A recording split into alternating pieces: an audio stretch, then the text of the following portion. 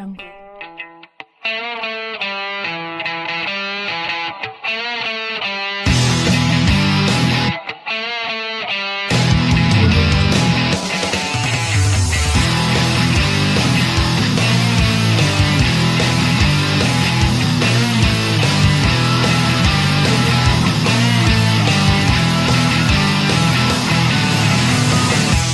Hello, you are listening to Trump Republic Radio. It is November 2nd, 2017. I'm your host, Enzo Quesada, and as always, I'm joined by my co-host, Bobby Hester. Hello, everyone. And the topic that we're going over this week is due to those released files that came out this last week from the Trump administration in regards to the JFK assassination. So we decided to do an entire midweek over the JFK assassination, and we're also going to get into some of the stuff that came out of those new files. Now, if you listen to the Sunday show, we did go over slightly some things that were in those files, but we're obviously going to be more extensive in what we're going to get into. But before we get into the topic this week, I just want to mention we now have a Twitter for the show. It's at capital DJT Radio. Radio's all under cased. We tweet on there, both me and Bobby, pretty frequently, I'd say. The link will be in the description below. It will be. I also want to bring up one thing. If you want to help the show, is you could leave us a review on iTunes. That's a really good way to help get our ratings for the show up, and we'll see our downloads go up if you do so. If you also want to help out the show, you can donate and help pay for our hosting fees. We have our link in the description as well for that.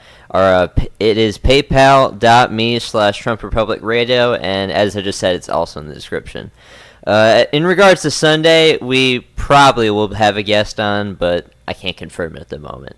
But anything else you want to say, Bob, before we get into it? No, let's get right into our first history lesson here, folks. Yeah, let's get into it. So I know, Bobby, you got the bulk of the majority, of the beginning. You know much more about JFK's assassination than I do. I do. But I've been trying to learn some. Yeah, I've been a JFK assassination fanatic, I guess you could say, amateur historian for years now. So I was really excited when they said they were releasing those documents because it got me to go back to the old days of when I used to look at this stuff all the time. So, with that being said, the first thing that we're going to go over, is just an overview timeline of events of what happened on November 22nd, 1963, the day that President John F. Kennedy was assassinated. We're just going to go through from everything from the morning up until nighttime, and then we're going to get on to some other topics as well. So first things first, I'm just going to start with this timeline. In the morning, Kennedy was at the Hotel Texas, which was in Fort Worth. What was the date of this? November 22nd, 1963. 22nd. Okay. So early in the morning at about 8:45, 9 o'clock, he's at the Hotel Texas in Fort Worth, and he's giving a speech to the Fort Worth Chamber of Commerce. And he's talking to them. He's at their ballroom, meeting with some, business leaders, stuff that presidents tend to always do. And he notices that right next to him, there's a seat, because he's sitting at like a table that's in the front of the room, and everyone else is kind of, facing them. So he's sitting there, and this is a breakfast speech, I might add. Everyone's eating breakfast. So he's sitting there, and the seat next to him for Jackie Kennedy is empty. So he's getting mad, and he's like, I need you to go up and get my wife. Get her. She needs to be here. They're going to love her. Everyone loves her. So they sent for her, and she actually had to kind of get dressed kind of quickly because she wasn't ready yet. And she threw on just what she happened to be wearing. And one of the funniest things, I guess I could say, not really funny, but really sad, is that dress that she was wearing became the most famous dress she ever wore. That pink suit look with the pink hat on it. Very, very, she wasn't planning on wearing that. She thought she was just going to throw that on real quick. So I didn't think that you knew that, Enzo. I just wanted to make sure that you knew that. But she joined him at breakfast about 30 minutes later, because it took her a while to get ready, but she still had to sort of throw it on. He then gave his speech that he gave there, which ended up being his last speech that he ever gave. They gave him a cowboy hat and boots. That was given to him by, I believe it was the chairman of the Chamber of Commerce there in Fort Worth, and he wanted Kennedy to put the hat on. But Kennedy knew that, at that time, for him to put that hat on wasn't really something presidential. I know nowadays to think something like that isn't presidential when we have a president that just got elected because of the hats that he wore. That's kind of funny there. I don't think Trump would think twice about putting No, it if on. someone was like, Mr. President Trump, I want you to wear this cowboy hat because you're in Texas, he'd be like, this is a good cowboy hat. We should put He'd MAGA be on it. very happy. He'd start pretending he's a cowboy all of a sudden. But back then, that wasn't seen as presidential. And I guess he might not have wanted to mess up his hair, but, we don't really know that. But he said something along the lines of, if you want me to wear the hat, come up to Washington on Monday and I'll wear it for you there. So, a little joke there. But after he finished giving his last speech ever, he returned to his room, which was Suite 850 at 10:15. 30 minutes later, they left their motorcade because they were going to Carswell Air Force Base in Fort Worth to fly to Dallas. Yes, they literally took Air Force One to fly from Fort Worth to Dallas. Which is next to each other. It was like a 15-minute flight, pretty much, if that. And I've so, flown from Milwaukee to Chicago before. That's That like, what, was 60 miles? Yeah, not even. That was a short flight. but I've flown from Fort Worth to Dallas is even shorter. Yeah, I've flown from Las Vegas to Ontario, California before. That's the shortest flight I've done. That's like a not even 45-minute flight. You get up in the air and you're already descending already. But anyways, back to on topic. So they left Air Force One, flew from Carswell Air Force Base, and then landed at Dallas Love Field. They got out facing a lot of people that were critical of them. There were a lot of protesters there that day. It was a very tumultuous time in the country, and a lot of people weren't happy that he was coming to Texas. No, they weren't. In fact, at that time, it was not illegal in the state of Texas to kill a president of the United States. It was legal to kill. It was illegal to kill a human. So when the person who killed him gets charged, they're charged with murder. They're not charged with assassinating a president. Nowadays, that is illegal in every single state. So, for what that's worth, keep that in mind. So they landed at Love Field. They got out. They met Texas Governor Connolly and his wife. His wife's name was, let's see, if I remember correctly, his wife's name is Nellie. So Nellie Connolly was his wife. They both met the president there, and they disembarked Air Force One. They greeted the crowd, and then they left. They were headed for a luncheon at the Dallas Trade Mart. Now, they drove through downtown Dallas, and everyone that was fans of Kennedy or just knew, hey, the president's coming through in a motorcade, let's, go out there. So there's tons of people packed in the streets, keep in mind. Everyone's bringing out their kids and all this stuff. It's very, very, interesting time. So they got out there, and if you think about this back then, he's sitting in the back of this car with the top down. Now, that was a car that had a retractable roof on it, but the top is down. Nowadays, no president would ever ride in a car through pretty much a motorcade or a parade like that with the top down, for fears of exactly this type of incident. But Kennedy had said, the only reason I would have that top down is if it was raining or if we were driving fast enough that it would mess up my wife's hair. Other than that, I want to be seen as accessible to the public. I want them to see me, to see my face, for me to see them, to wave at me, to wave at them. In a sense, a little ironic, because being accessible made him accessible to the assassination. Precisely. And what's even funnier is at that time, that motorcade car that he was in, the top that was up was not even bulletproof. Nowadays, the windows on presidential motorcades, you could fire an entire full auto, like AK-47 into the side of that thing, and it wouldn't shatter that window. That's the strongest bulletproof glass that's out there. But even the top of it was not bulletproof. So theoretically, someone could still have shot at the car. But that doesn't matter. So they were driving through downtown Dallas. They turned onto Main Street. I don't know if any of you listeners out there have been to Dallas before, but you'll recognize some of these street names. So they turned off Hardwood onto Main Street. There was a lot of people there. They said that there are over 150,000 people lined up in the 10-mile motorcade route. 150,000 people. Now that is a lot of people, even back then. So they turned from Main Street near the Adolphus Hotel, and then when they turned onto whatever that one street that goes through Dealey Plaza was, I forget whichever street it was, but if you look at the Zapruder film, which we're going to get into the Zapruder film here in a second, President Johnson's motorcade continued to go straight, whereas Kennedy's motorcade made the left turn onto that street. And for Kennedy, that would be the last left turn that he's ever able to see, because seconds later, shots ring out. President is hit in the back. Governor Connolly is hit in the back by the same bullet. We're going to get into conspiracy theories with magic bullet theory, all that sort of stuff here later in the podcast. But so they get shot. A couple seconds later, boom, Kennedy gets shot in the head, and for all intents and purposes, he's dead at that point. How many rounds were fired? 3 for sure were fired. And if, like I said, we're going to get into the Zapruder film here in a second, but for sure one shot hit his head, and for sure another shot that hit him in the back and then continued forward into Governor Connolly, who was sitting right in front of him at the time. The third bullet missed, and there's never really been any evidence of someone finding out where that bullet hit, but for people that were there, almost everyone said, I heard 3 shots. Okay. So, and also, if you look at the Zapruder film, you can see Governor Connolly's head turn real fast before Kennedy is shot the first time. So he even said that my head turn there was me reacting to, I thought I heard something.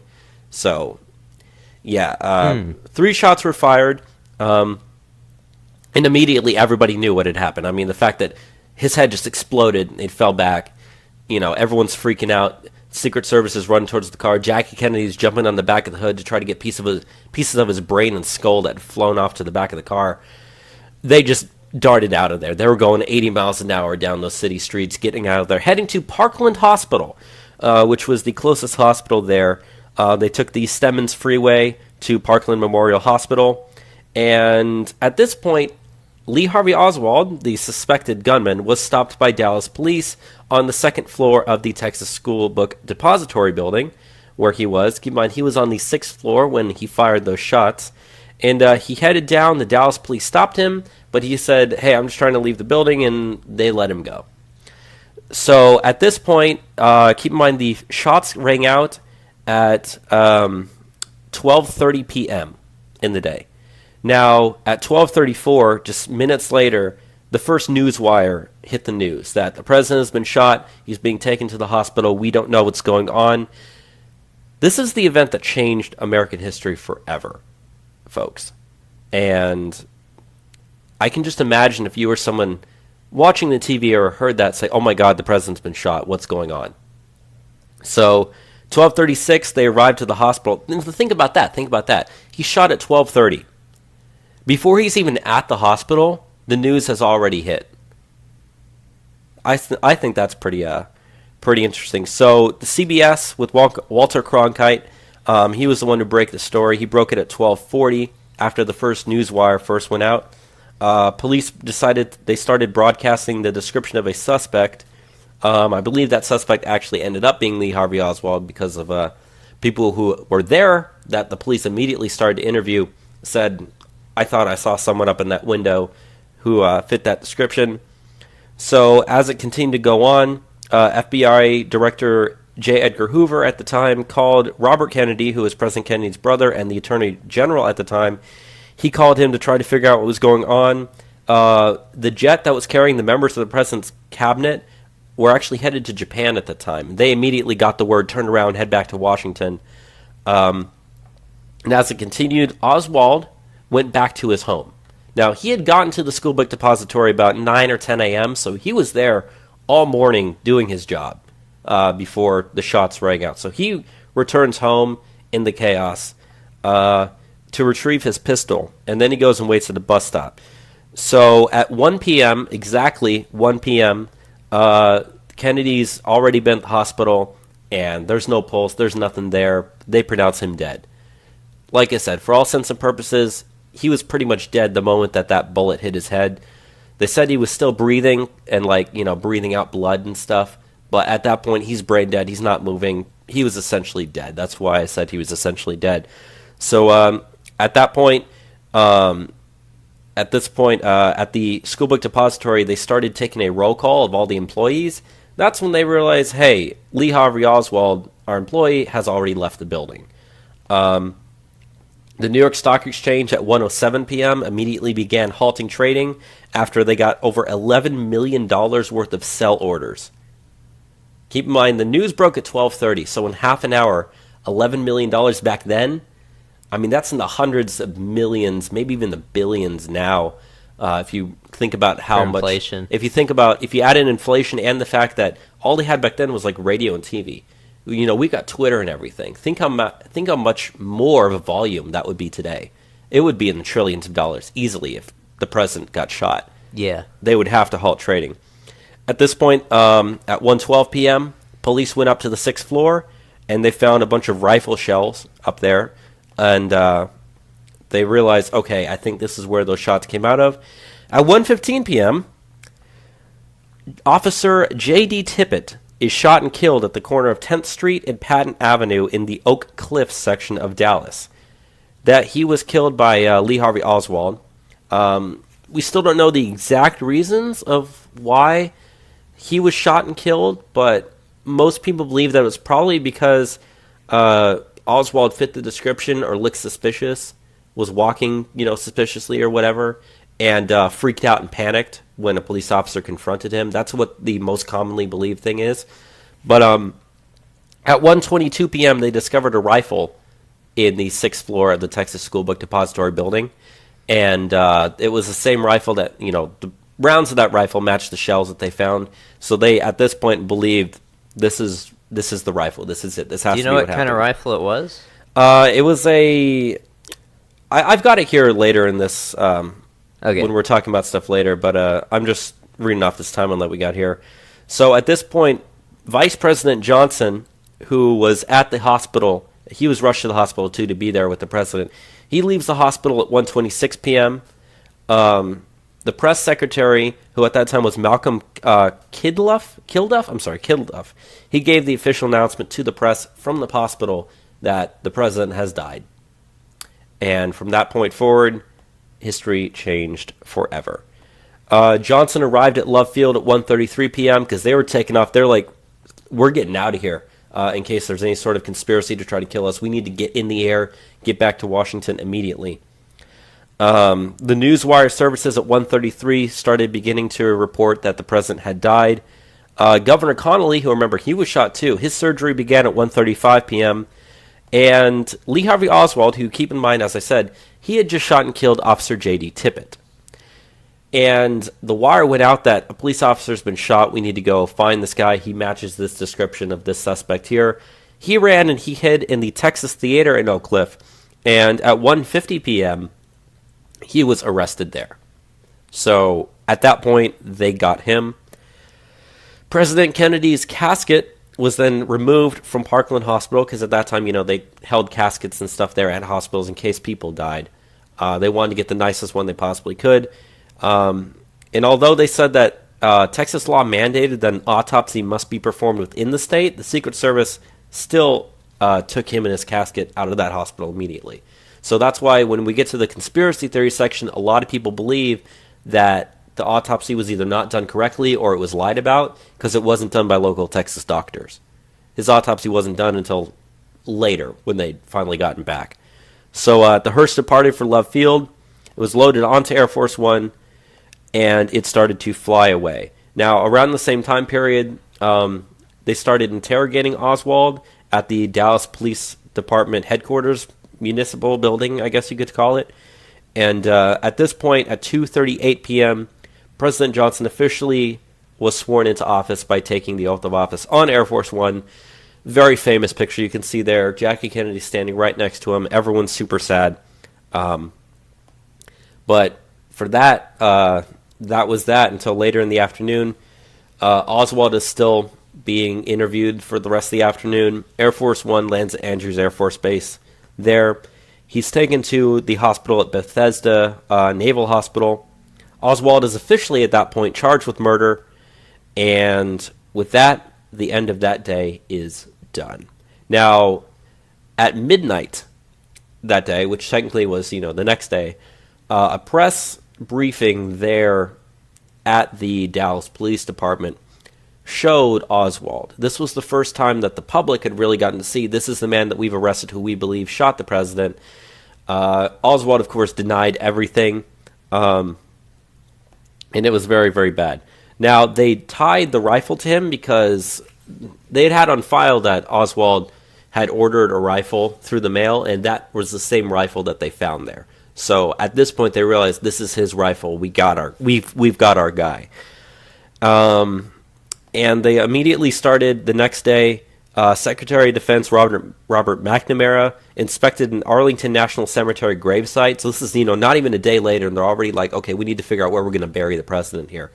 So they did. They held a private mass. President Johnson met with the cabinet the next day. They declared a national day of mourning.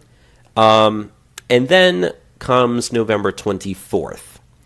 Now, this was the day. Now, keep in mind, this is 2 days later. What the public knows is what the media's told them. Not much has been gone out. And as Lee Harvey Oswald is being taken from the police department in the police headquarters on live TV, keep in mind, on live TV, Jack Ruby, who is a strip club owner in Dallas, walks up, fires one shot into Lee Harvey Oswald in the abdomen, killing him. And that was one of the first times that anyone had actually been assassinated on live television before. And so just think about this. You're already you've had 2 days of freaking out, thinking, who's behind this? Where's this country going? What's happening? Okay, we think I got our guy. The media says they're going to be, we're going to be watching this guy as he's being put into a police car. And as you're watching this, a guy just walks up and bam, kills him. Imagine the shock value there. Crazy stuff. Yeah. So Oswald's critically wounded at that point. He ends up dying.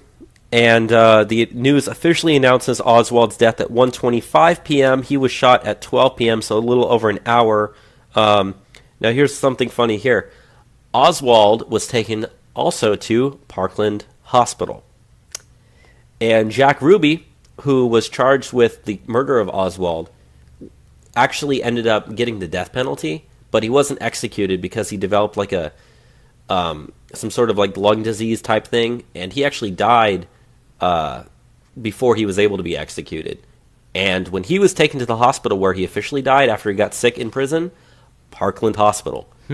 So all three of these guys ended up dying technically at the exact same hospital. So that's pretty much all I wanted to say for the timeline of events. The official timeline of events. On November 25th, so just a couple days later, is when they held the, I guess you could say, motorcade that went through downtown Washington, D.C. With Kennedy's casket. And this is where the famous picture of John F. Kennedy Jr. saluting his father.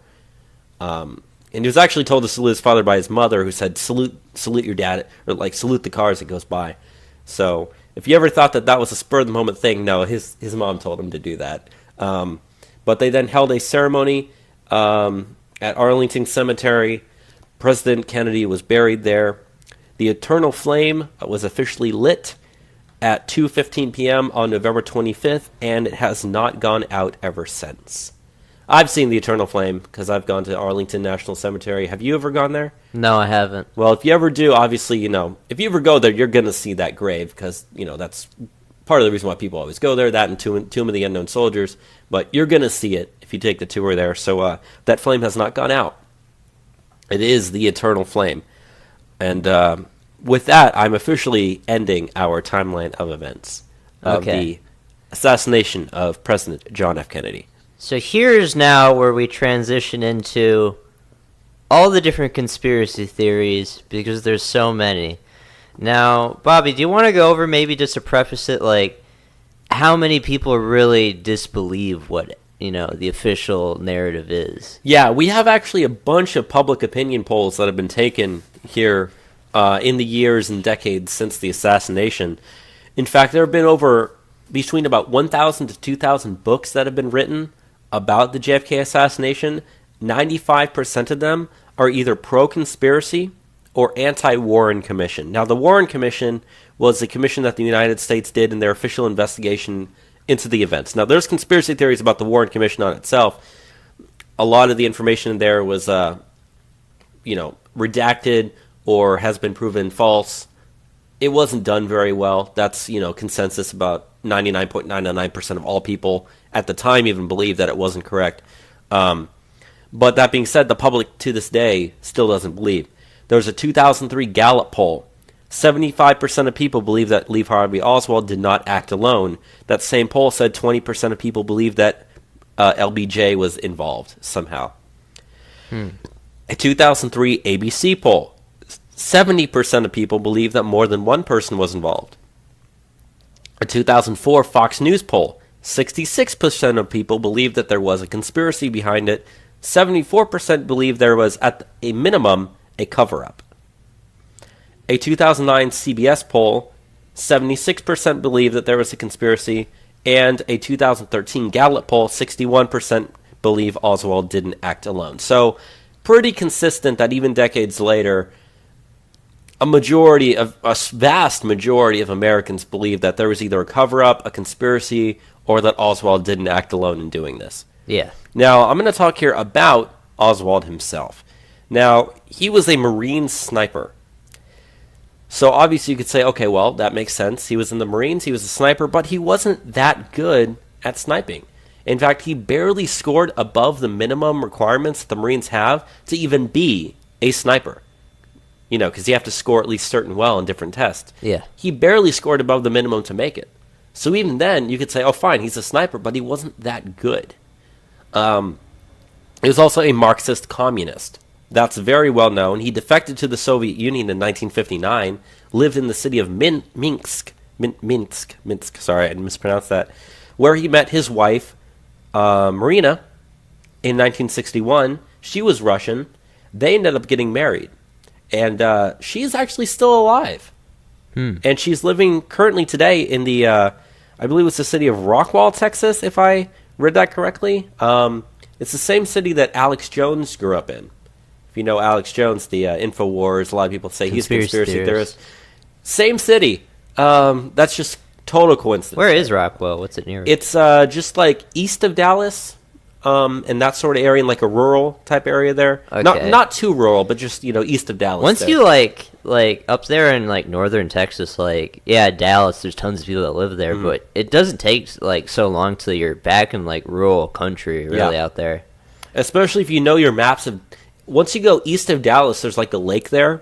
Past that lake is relatively rural. Yeah. And Rockwell is actually like right on the other side of that lake, if I have my geography correct. If not, it's pretty much right there. You can see it on a map. But she's still alive to this day. She's in her like 80s, I think. So when she dies, that'll be a something that'll make the headlines. I'll tell you that. But anyways, so they ended up moving to Dallas in 1962 because they decided they didn't want to live in the Soviet Union anymore. Who would have thought that? He ordered, as I said, his rifle that he used to shoot the president, he actually ordered that through a mail catalog. Literally, back then, you could just look at the catalog, see, oh, that's a nice rifle. Send off your check, they send you the rifle. We don't do that anymore. We don't do that anymore, obviously. This is part of the reason why, too. As I said, he was on the 6th floor of the Texas Schoolbook Depository. If you've ever been to the 6th floor museum, you can go up there and you can see the angle for yourself. I mean, you know, when you look at the different autopsies and stuff that have been done, there's no doubt that at least one of those bullets that hit, the one bullet that hit Kennedy in the back and then hit Governor Connolly, it came from the 6th floor window. Like, that's, no matter how you look at it, like, it came from up there.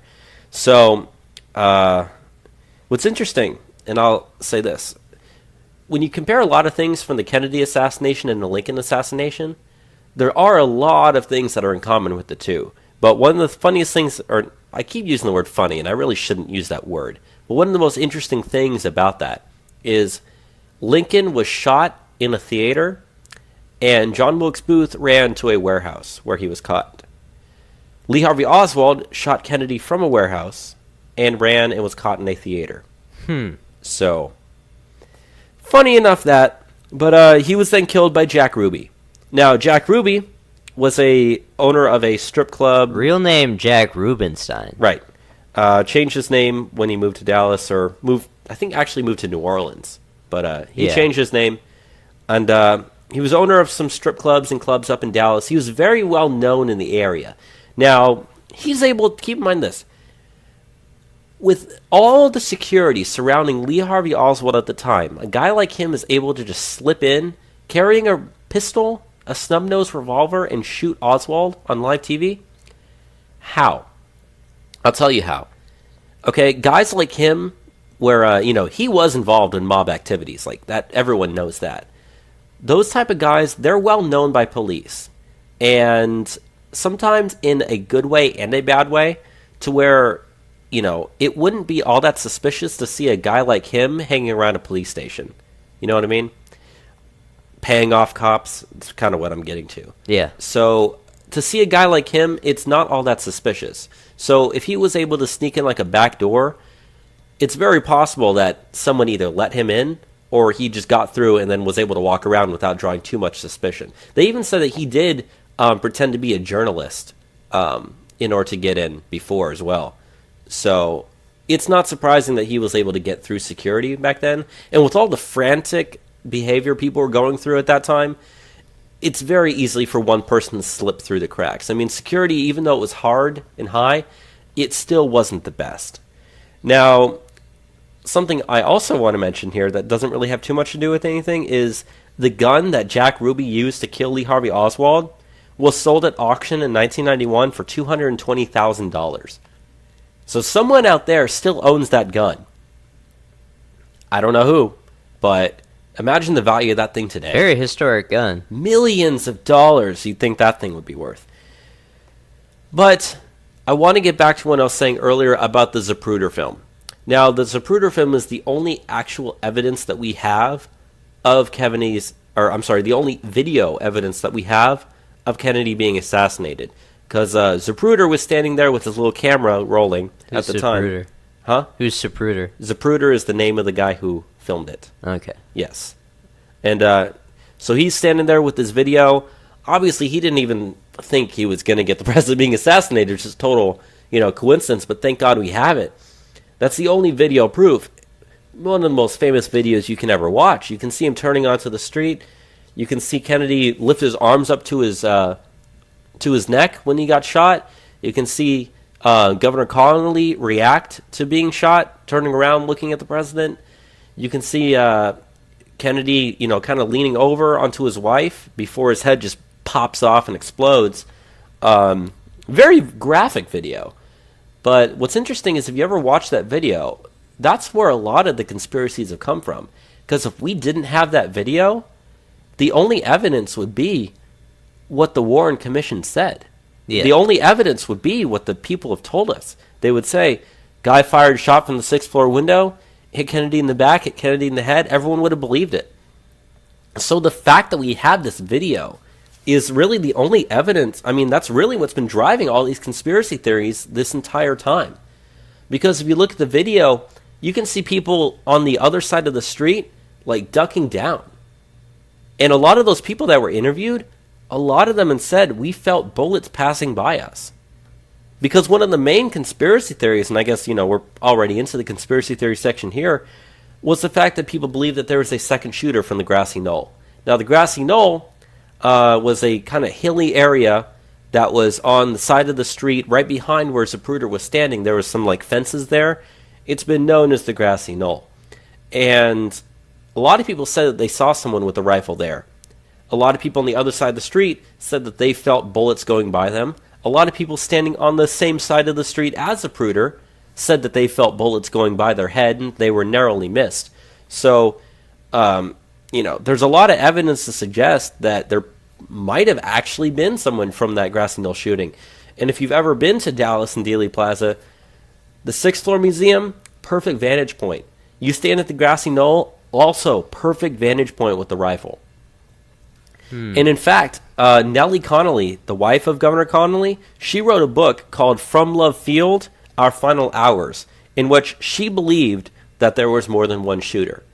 She herself believed that there was a shooter other than Lee Harvey Oswald coming from a different direction. And that's someone who was in the car at the time. Now, a majority of the eyewitnesses that were there interviewed by police believe that the shots were coming from the grassy knoll. So you can take that with a grain of salt if you want, but a majority of the people who were physically there did it.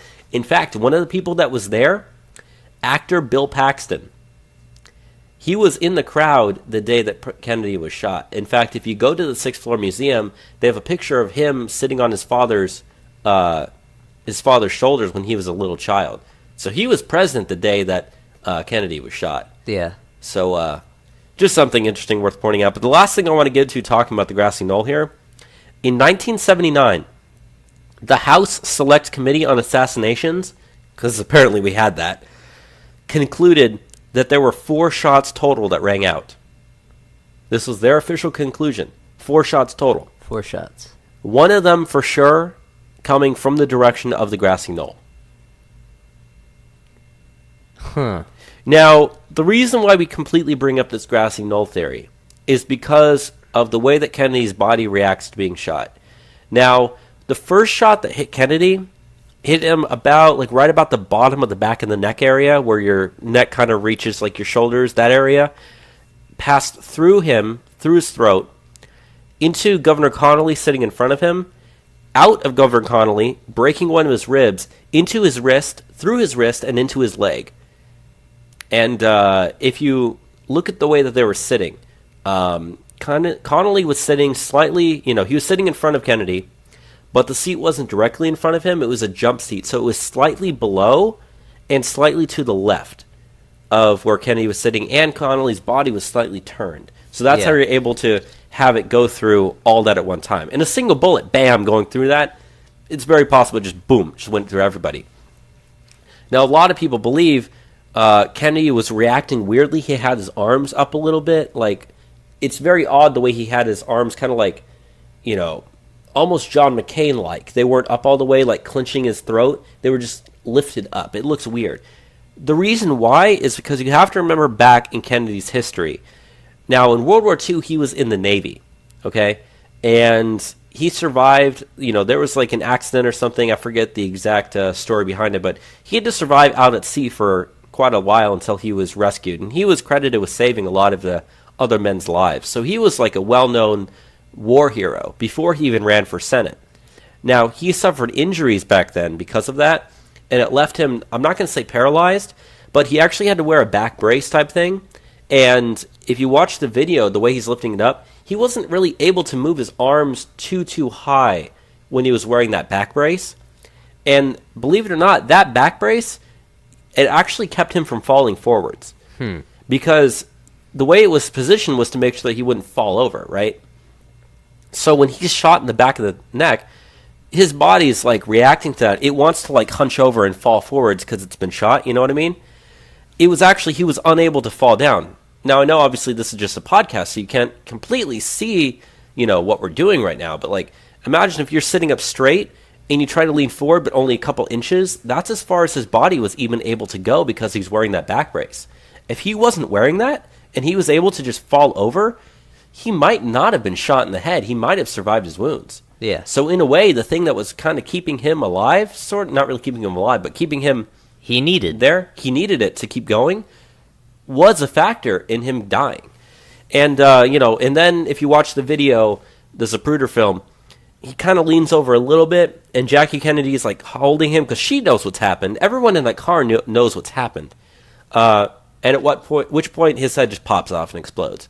Now, if you've ever seen the 1991 Oliver Stone film JFK, they brought into the whole thing about like the magic bullet theory and all that sort of stuff. The magic bullet theory has been disproven because the magic bullet theory, if you don't know what it was the theory that the bullet that hit Kennedy in the back couldn't have been the bullet that hit Connolly because it would have had to have like curved in midair and then hit him in like a different position. If you understand a bullet's trajectory, it's just going to go straight through whatever it's going through. But when you understand that it was like a jump seat that was, slightly lower and slightly off to the side, that disproves the magic bullet theory.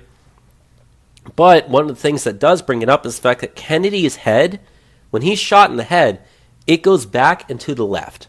In fact, one of the famous lines from the movie, back and to the left, back and to the left. If you're shot in the back of the head and you're sitting down, your body is not going to fly back and to the left if you're shot from the back right. Especially if you look at the video, it explodes out the front. Now, obviously, if you shoot something, the backwards explosion is going to be bigger from the forwards one. But from the angle that the Zapruder film caught that, you can't really tell how much of the back of his head gets blown off. But from the autopsies, we do know that a significant portion of the back of his head was actually blown off.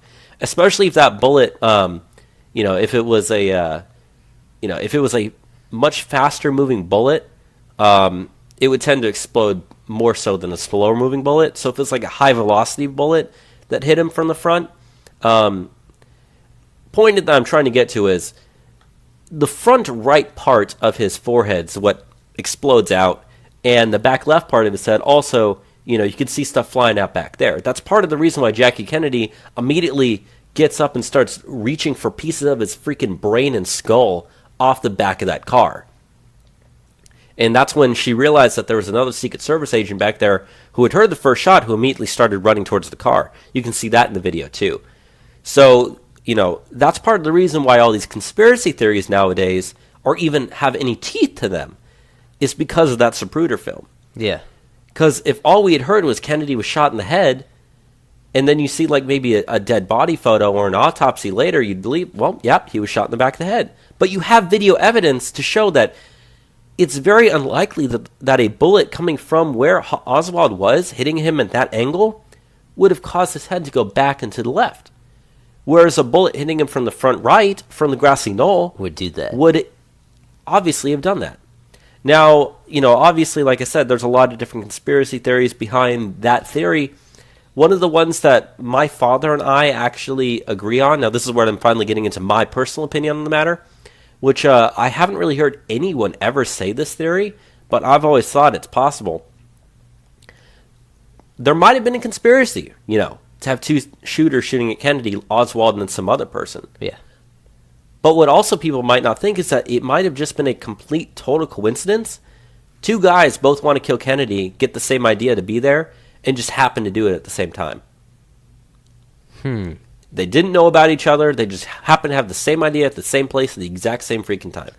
That's possible. Very unlikely theory. But that's a huge It's coincidence. very, very unlikely. But I myself do happen to be on the belief that there probably was a second shooter on the grassy knoll. Yeah. Who didn't get caught. Because at that time, everyone was focused on the Schoolbook Depository building, and once they got Oswald, if you were the guy who fired that shot from the grassy knoll, you're thinking, they didn't get me, I'm off scot-free. And then just kept that secret to the day he died. So, which is a hell of a secret to hold. Oh, yeah. I killed the president. Yeah. What's even worse, and it's even what I consider one of the saddest tragedies in history, more so than the death of President Kennedy, is if you watch the Zapruder film, you can see that there are people on the other side of the road who also have cameras going. Okay?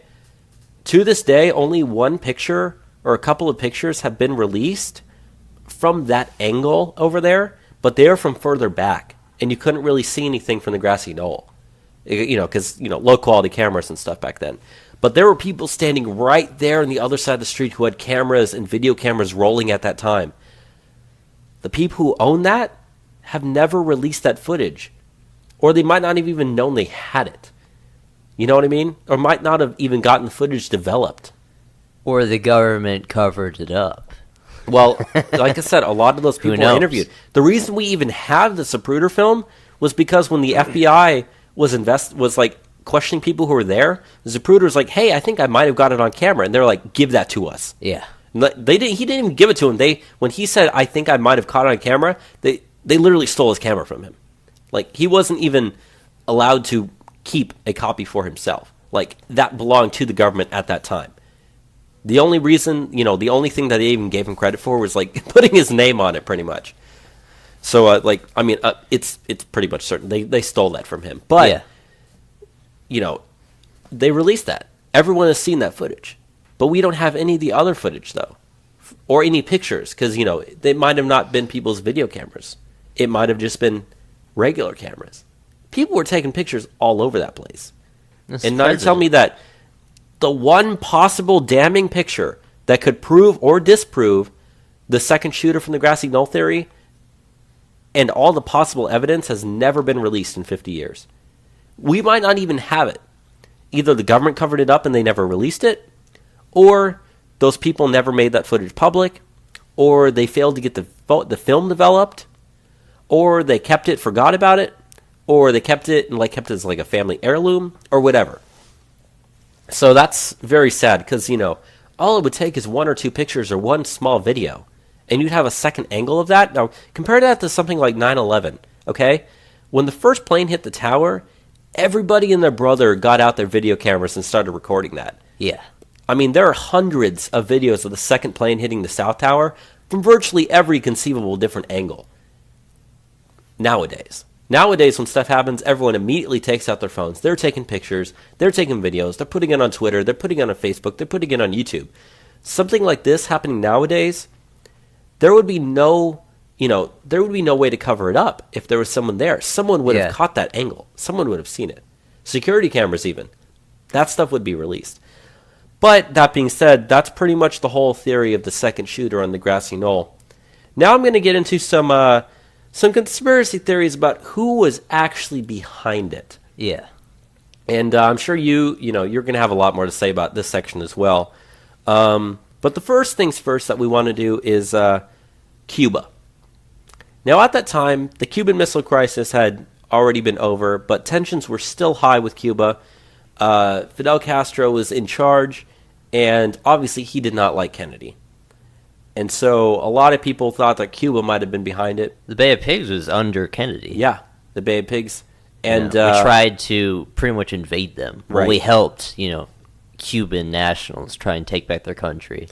And obviously that didn't work. Yeah. But anyways, a lot of people thought Cuba might have been behind it.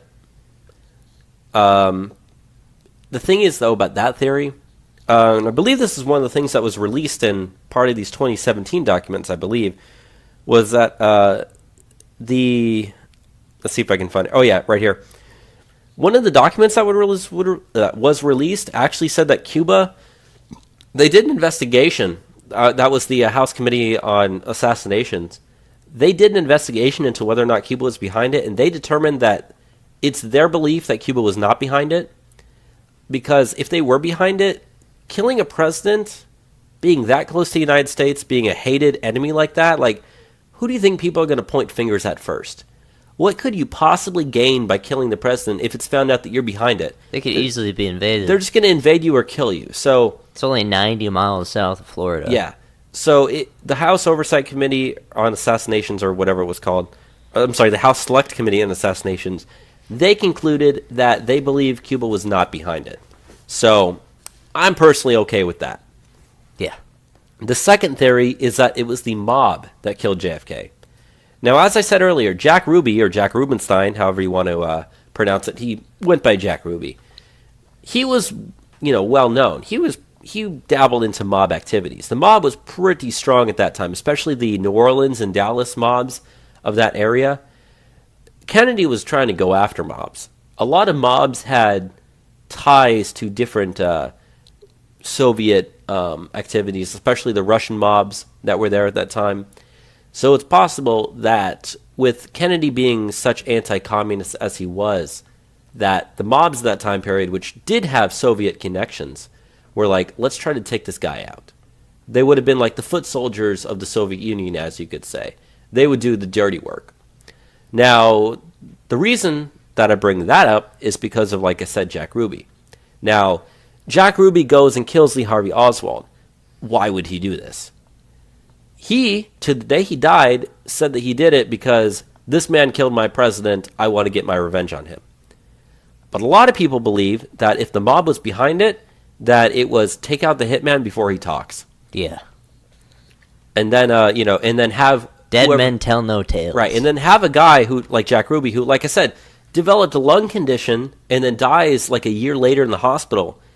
Have a guy who, who's well-known, who has access to the police station. Like I said, Jack Ruby had access to the police station. He was able to get in without anyone noticing. Have a guy like that who might know that he's sick and might die soon. Why not have him do it? Because if you think about it, if the mob theory is true, have your hitman takes out the president, then you got to take out that guy before he talks, then you got to take out that guy before he talks, then you got to take out that guy before he talks. Or Have your guy take out the guy who takes out the president, knowing that he's going to die in prison soon because he's sick. Theory makes sense. Yeah. And as I was saying, with the mobs having connections to the Soviets, next theory up is the Soviet Union themselves. Maybe they were behind it. This was at the height of the Cold War. It's very likely that they would try to take out other leaders. Now, when we get into the stuff with the 2017 releases, it's very, very unlikely that the Soviet Union did it. Right. And part of the reason why that is because of the next theory, and that's LBJ. The Soviet Union, they actually thought that LBJ was behind it. Yeah. And, if they were behind it, why would they launch an investigation of their own? But the theory here... Which, the LBJ theory, I believe, is, the most credible. I mean, he's the guy with the means to do this. Yeah. Now, part of the reason for the LBJ theory is, like I was talking about with the Zapruder film, you can watch Johnson's motorcade go straight, whereas Kennedy's motorcade makes a left turn. Why would their motorcades not stay with each other? Doesn't really make sense, does it? Doesn't make sense. It doesn't make sense. Unless he knew that something like that was going to happen. Say, keep going straight. Let them deal with that over there. I'm going to be over here. Johnson himself, when people called Robert Kennedy, Johnson himself was the one who said, I need to take the oath of office. I need to become president. Now, you have to ask yourself, what was LBJ's motive behind this? Well, a lot of people believe that when Kennedy was going to run for re-election in 1968... He's going to take him off the ticket. I'm sorry, in 1964, he was going to take him off the ticket and replace him with the guy who was the governor of North Carolina at the time. Now, Johnson didn't like that. In fact, a lot of people in Congress hated Kennedy because Johnson was in Congress for a long time. He knew how that stuff worked. He was like 6'4", 6'5", or something like that, maybe even taller. He was a big man. And he would intimidate people by getting right up in their face and standing over them because people were shorter back then. Yeah. So he was a very intimidating man. He knew, I can get stuff done. Kennedy can't. Kennedy was barely able to get much done through Congress at all. No, they generally didn't like him. Yeah. Like you and said. People in Congress didn't like him. But he knew, if I'm in charge, I can get this stuff done. And so a lot of people believe that, LBJ with his contacts was able to have Kennedy taken out. And if you look at Johnson's behavior that entire... It just seemed very odd. He didn't seem like he was sad or worried too much. Yeah. He just seemed like he's like, well, that happened. I guess we need to move on, Okay, and then you think about the Warren Commission. They don't, interview LBJ at all. They don't touch him. And he's the guy that gets to a point who looks over this case. So, that's why I say he's the guy with the means to do this. Because if he wanted to cover it up, he controls the investigation into it. He can keep people away from anything he did. And also, if you go back and look at some of the videos that were taken at that breakfast speech that Kennedy was giving earlier in the day at that hotel, Johnson is there with him. And he's standing on the stage there with him. And if you just look at the look that he's giving him, it just doesn't seem like a regular look. He almost seems like he's giving him this, not really an angry look at him, but just kind of like a look of I'm better than you type of look. You know what I mean? Which, if he knew something was going to happen that day, obviously, that's what he's going to be thinking about the entire time. And something like that, your facial features are going to come out. And I just bring that up because the next theory is that it was the CIA that killed JFK. Now, the CIA at this time had a lot of qualms with Kennedy.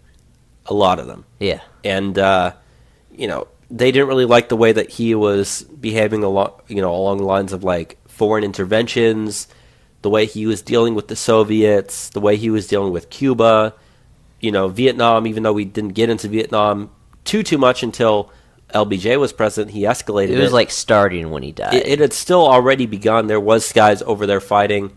We had guys in there fighting in the late 50s. But at the time of LBJ or not LBJ, JFK's death, there was only something like 13,000 Americans in Vietnam, so definitely not the 500,000 that we sent. So LBJ definitely escalated the war, but the CIA was on board with LBJ's escalation. They wanted us to get more involved over there. And Kennedy, by all sense and purposes, was trying to not have that happen. Yeah. So, it's possible that high-ranking people in the CIA leadership were just, over time, growing frustrated, and they knew we can deal with LBJ a lot better than this. Let's get rid of him. The last one that I want to bring up along this list of possible people who are behind it, and this one, actually, there is some meat to this theory, and I guess if you want to pull up this one, I know that there's some evidence regarding this in the 2017 files. I'm sorry, I'm kind of hiccuping right now as I'm talking here. But the last theory that's up here, and this is one that doesn't really get talked about too much, but is still, again, it has at least some meat to it, is that it was actually Zionist Jews that were behind it. Now, the reason why this theory has meat to it is because at this time, Israel was starting to develop their nuclear program. Kennedy was against that, and he was doing everything that he could to make sure that that didn't happen. Now, a lot of the people that were in Cuba, that were communist Jews living there, actually escaped to the United States when Fidel Castro took power. So a lot of those people who did have money and influence came to the United States, and they still held money and influence and power here. So by acting, I guess if you could say, by acting in the interest of Israel, who was trying to develop this nuclear technology at the time, knew we can't get anything done with Kennedy. So, if we've got people in the United States who can work on our interests, maybe we can do that. Now, you've brought up the document, right? Yeah, you want to go ahead and and read what it says? So, this is one of the thousands of documents that have been released. But, this document ID 32241845, page 64.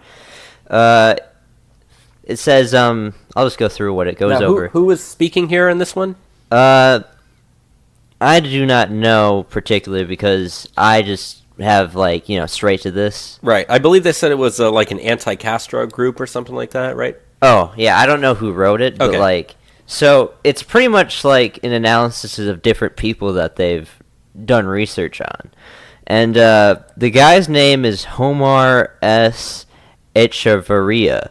And the reason for PRS interest, which is Protective Research Selection, I believe it is I'll just read it. November 1963, informant advised Chicago office that suspect was member of anti-Castro Cuban group. Subject allegedly approached informant to provide machine guns for Cuban revolution. November 21st, 63, subject allegedly told informants, quote, "We now have plenty of money. Our new backers are Jews. As soon as we or they take care of Kennedy." Suspect expressed favorable attitude towards LBJ. Shows a degree of threat, 1, 2, 3. It has him as a 2. Organizations to which the individual belonged: anti-Castro Cuban, nationalistic group Cuban, referred by other agency, no.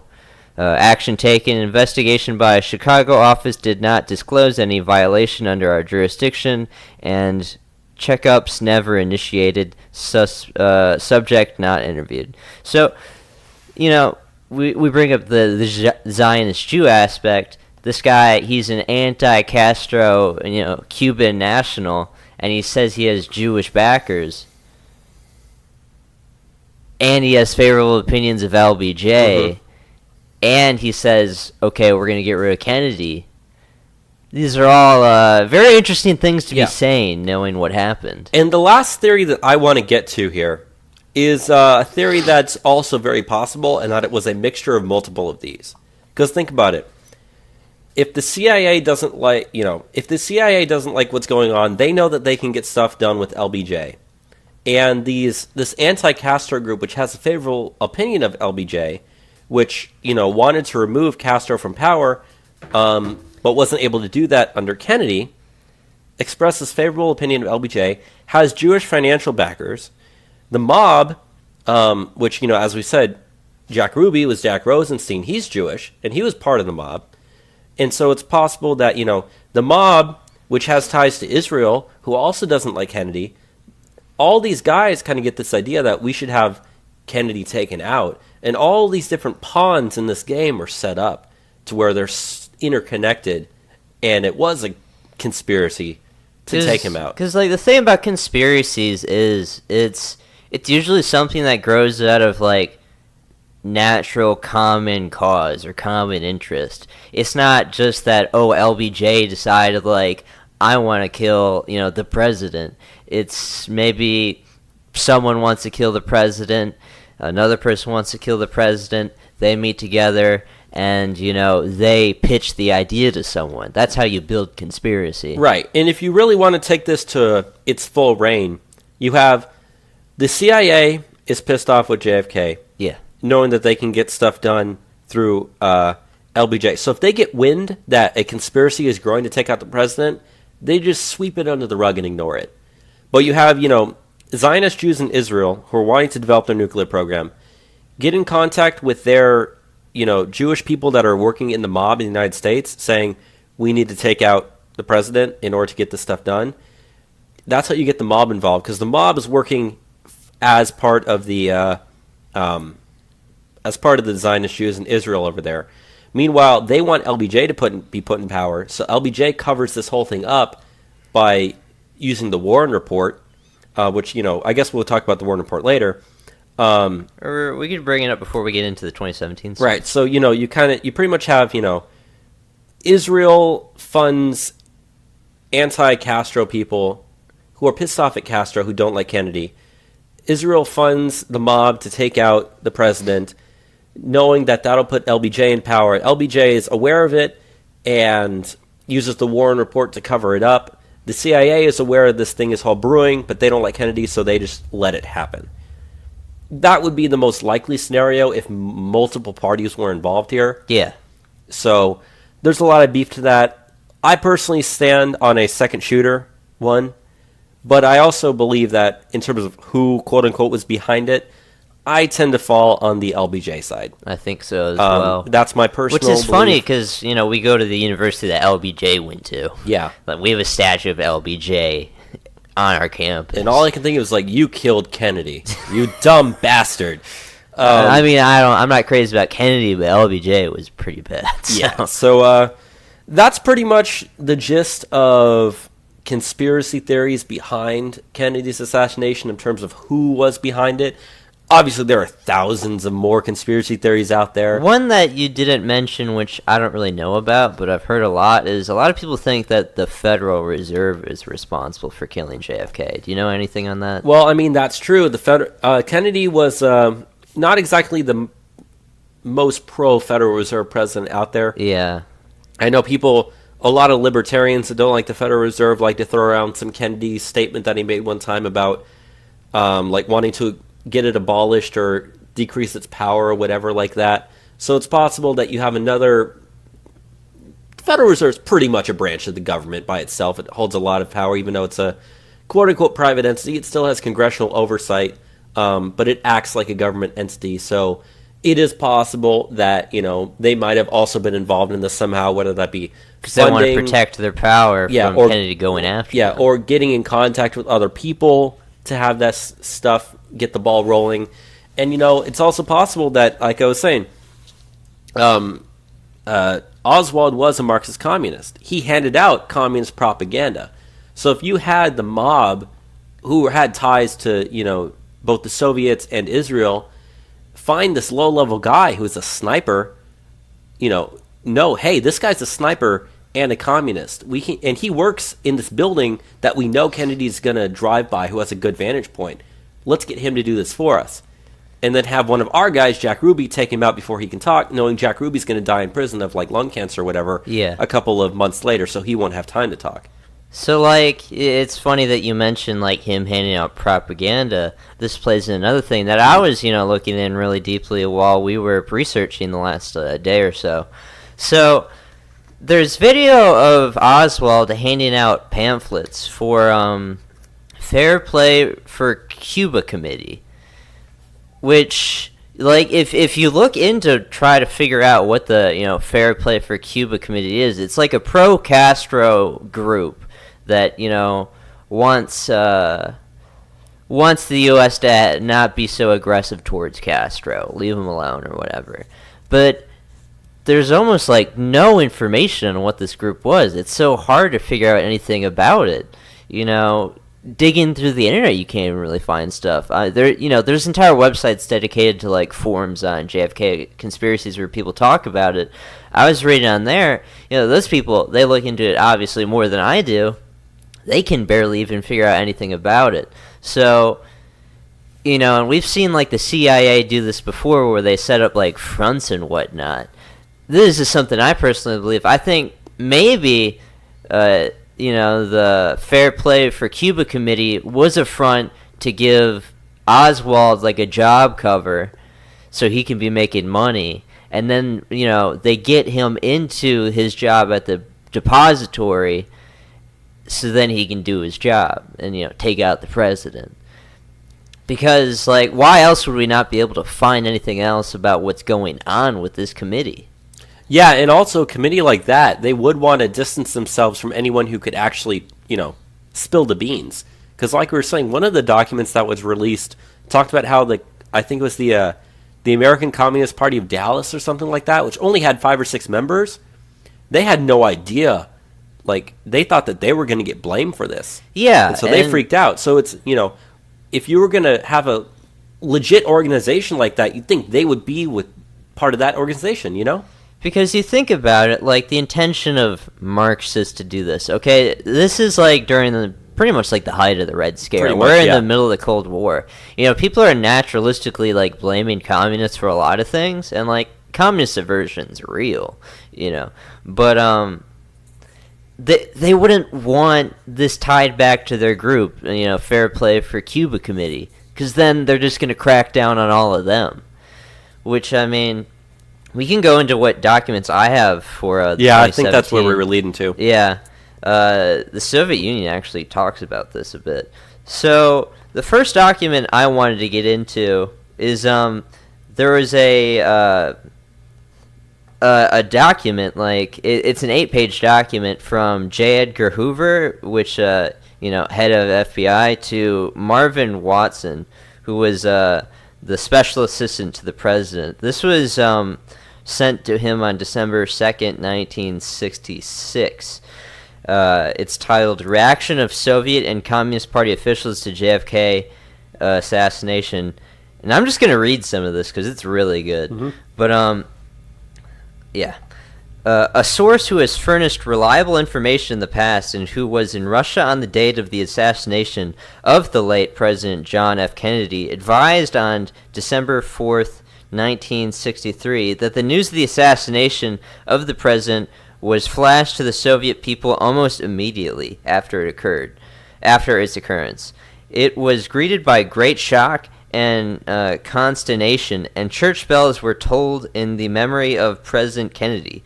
According to our source, officials in the Communist Party of the Soviet Union believed there was some well-organized conspiracy on the part of the ultra-right in the United States to effect a coup.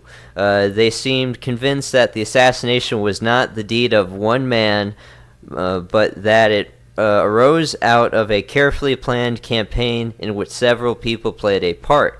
They felt that those elements interested in utilizing the assassination and playing on anti-communist sentiments in the United States would then utilize this act to stop negotiations with the Soviet Union, attack Cuba, and thereafter spread the war. As a result of these feelings, the Soviet Union immediately went into a state of national alert. One source further stated that Soviet officials were fearful that without leadership, some irresponsible general in the United States might launch a missile at the Soviet Union. It was the further opinion of the Soviet officials that only maniacs would think that the left forces in the United States, as represented by the Communist Party USA, would assassinate President Kennedy. Which, if you know anything about the Communist Party USA at the time, like, the Soviet Union wasn't entirely hot about them, but I mean, obviously they're favorable to them. So there wasn't like a direct link between these groups. Right. But anyways, would assassinate the President Kennedy, especially in the view of the abuse of the Communist Party USA has taken from the ultra-left as a result of its support of peaceful coexistence and disarmament policies of Kennedy's administration. So, right there you look at that, they're talking about, like, leftists wouldn't want to do this because Kennedy is trying to, work on disarmament of nuclear weapons between the Soviet Union and, the United States. They wouldn't want to kill the guy doing that. Precisely. And I mean, if you think about it, the reason why we never actually nuked each other was because of that whole mutually assured destruction theory. Yeah. Okay, if you're the Soviet Union, you still don't want to die. You want to win is what you want to do, or you just don't want, the other side to gain influence. If you are behind it, taking out the leader of the other side, and it comes back to you, you're dead. That's war. Like, your people are going to die. You're going to die. You're going to get taken out. So it's not in the Soviet Union's best interest to kill Kennedy. So that does make sense. I'll continue on with this, though. According to our source, Soviet officials claimed that Lee Harvey Oswald had no connection whatsoever with the Soviet Union. They described him as a neurotic maniac who was disloyal to his own country and everything else. They noted that Oswald never belonged to any organization in the Soviet Union and was never given Soviet citizenship.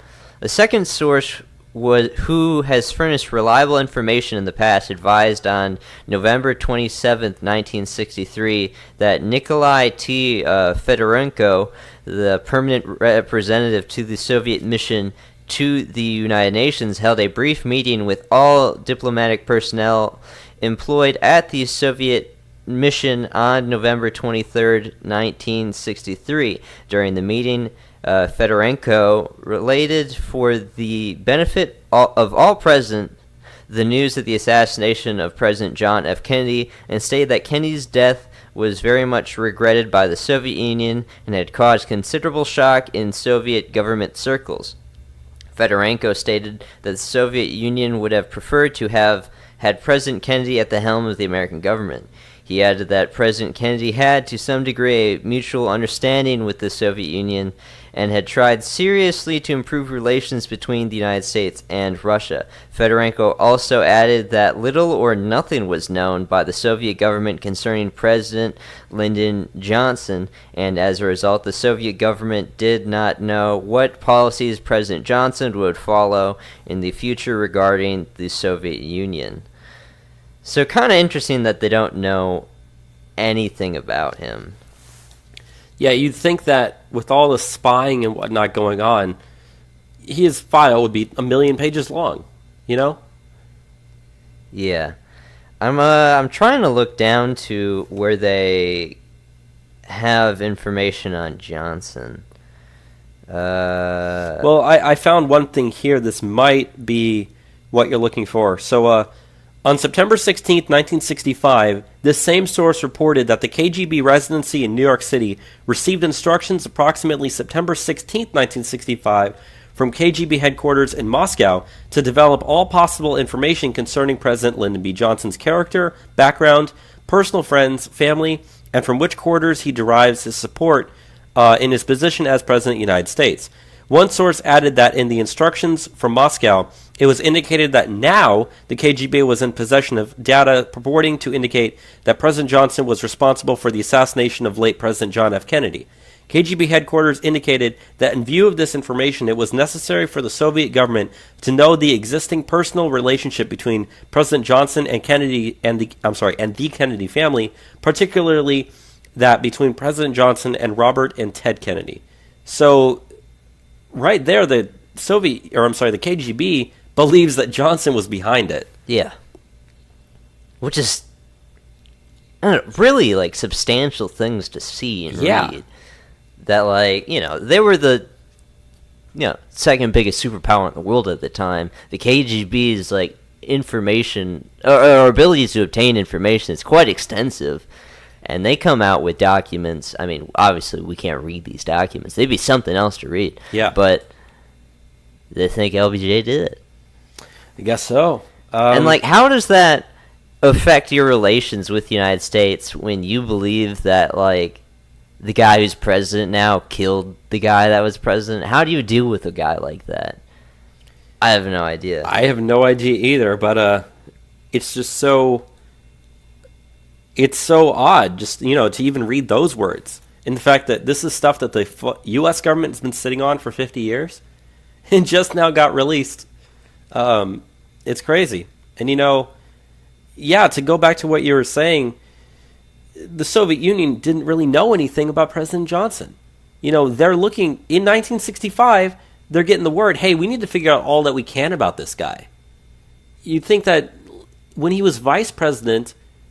they would have all the information. They would think that his packet of folder of information would be super, super long in the event that this guy ever does take power. I mean, I can guarantee you the United States has, tons of information on every cabinet member of every country on the planet, Yeah. So it's just, I find it very odd to believe, I mean, I don't doubt it, but I just find it very odd to believe that the Soviet Union scrambled to figure out who Johnson was when he's all of a sudden now going to be in charge of your biggest adversary. Let me read some other parts. This document is really good. I think maybe we should put the link for this one in the description because We'll go ahead and do that. all of the ones is the best one. Reaction of Communist Party officials to the assassination of President Kennedy and to the investigation conducted by the Warren Commission concerning such assassination closely followed the Soviet Party line. On December 4th, 1963, Gus Hall, General Secretary, Communist Party USA, informed one of our sources who has furnished reliable information in the past that the assassination followed a pattern which clearly indicated it could have been done by no one other than the ultra-right, and that Hall feels that Oswald was killed by the ultra-right in order to prevent him from talking. Hall indicated to our sources that he had planned to contact Soviet officials to determine if they planned to interview Marina Oswald, and if so, he planned to ask the Soviets to question Marina whether Lee Harvey Oswald had any connections with the ultra-right, had any relations with the Federal Bureau of Investigation, or had any relations or contacts with Jack Ruby. So yeah, generally the Soviet Union believed that LBJ was behind it, and they also believed that Oswald was killed so he wouldn't spill the beans on the ultra-right conspiracy to get Kennedy killed. Now, I don't know so much about like a far-right conspiracy to kill Kennedy, but this is what they believed. Yeah, there's really not much there. If anything, there's a far left conspiracy, with Soviets and communists and all that sort of stuff. So I personally find it hard to believe that the quote-unquote ultra-right at the time was behind it. But, that being said, that kind of goes back to the other stuff we were talking about, how the Soviet Union believes that all these other people are behind it, and yet the Warren Commission, which they even talk about here, I guess now would be the time to actually talk about the Warren Commission itself. Like I said, the Warren Commission was set up after the assassination to gather all the evidence, put it down, really look into it, investigate it, that sort of stuff. The Warren Commission, a lot of people don't like it because a lot of the people involved were pretty much, and they're even on record in some of these documents that were released this year, they were actually on the record as saying, their goal wasn't to come to the conclusion of what actually happened. Their goal was to convince the public that Lee Harvey Oswald did it himself and acted alone. Yeah, which, the next document that I have here just on my list of documents that I compiled, I'm not going to read into this one because it's kind of difficult to read, but, Hoover, J. Edgar Hoover, head of the FBI, declares to the FBI hours after Oswald's dead that they need to convince people that Oswald was a lone wolf in the shooting in order to protect international relations, since Oswald used a phone call to ask for a Cuban visa. Right. So, and it's funny, you talk about conspiracy theories or whatnot. Having to convince the public that Oswald was, a lone wolf. And this is only hours after he's killed, so they don't know much about this guy. it's really to their benefit if there was a grander conspiracy to try and frame him as a lone wolf. Right. I don't know. It makes you think. It makes it gets the gears going. Activates the almonds. Yeah, and that's one of the, like I was saying, that's one of the biggest problems people have with the Warren Commission today, is because a lot of the information inside of it was biasly selected. A lot of information was left out. Now that new information's come out about stuff, some of the information there was like proven false. Little stuff like that here and there that just all ties up to that. Either there's gross incompetence at all levels of everything regarding this thing, regarding one of the most important events of the 20th century, the assassination of a president, or there was a conspiracy and it's being covered up. Yeah. Because the Warren Commission only made people ask more questions, not answer the ones that they already had. So, I'm going to go into the next document I have from the 2017 releases that I want to get into. And this is a very, very interesting thing, actually. So, there's a document in the documents that have been released that says that a reporter for the Cambridge Evening News, which is like a small paper out, in Cambridge, England, the United Kingdom, they received a phone call, an anonymous phone call, telling them to call the U.S. Embassy for big news. And the significant part about this is it happened 25 minutes before John F. Kennedy was killed. Now,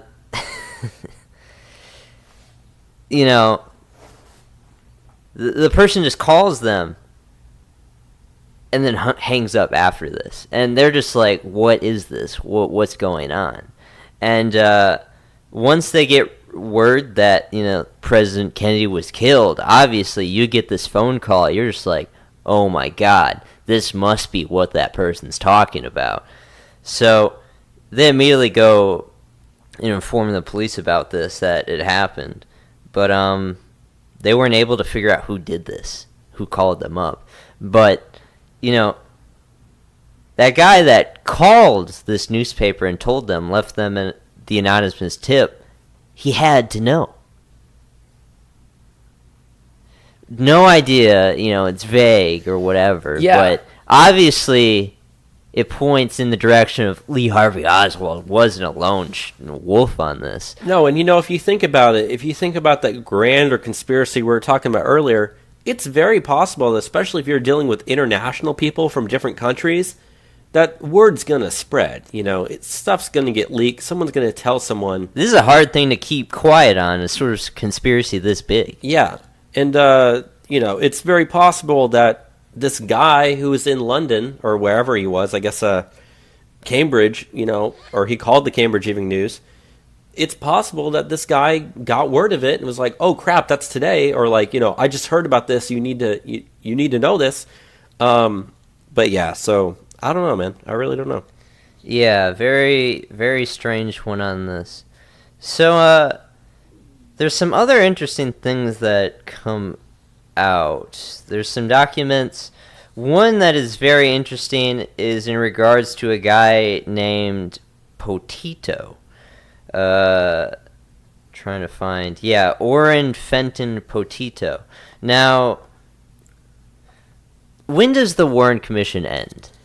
The Warren Commission, if I remember correctly, they started it right after, like a year or so after, like Kennedy was assassinated or something like that. But they ended up finishing it. Actually, I just pulled up the Wikipedia page right here. So, the Warren Commission was established by President LBJ using executive order on November 29th, 1963. So this was like a week later. To investigate it, and they concluded everything on September 24th, 1964. So it took them almost a year later to finish everything. Okay. I was just trying to keep that in mind for the frame of when this is done. Right. So I'm just going to read through some of this document, and it's interesting the stuff that's said in it. I don't know why the FBI was, surveillancing this guy, but I'll just get into it.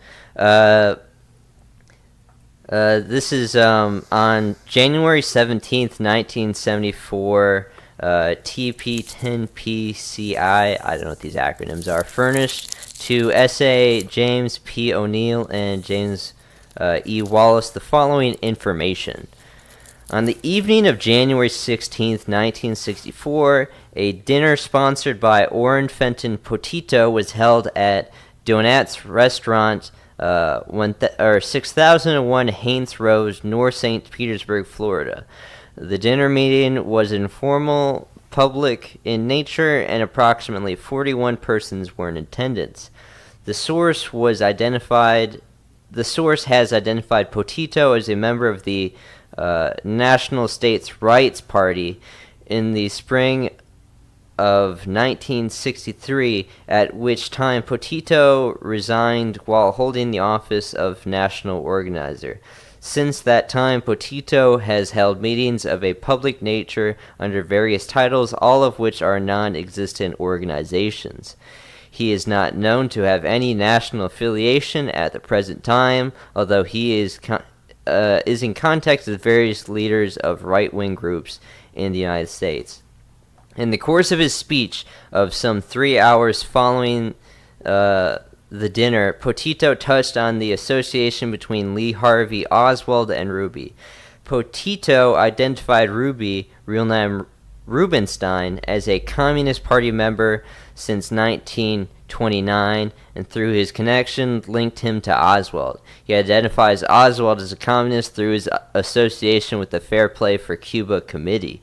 According to Potito, only 2 organizations knew the route to the parade in Dallas on November 22, 1963, for any period of time prior to the parade, and these 2 were the United States Secret Service and the Dallas Police Department.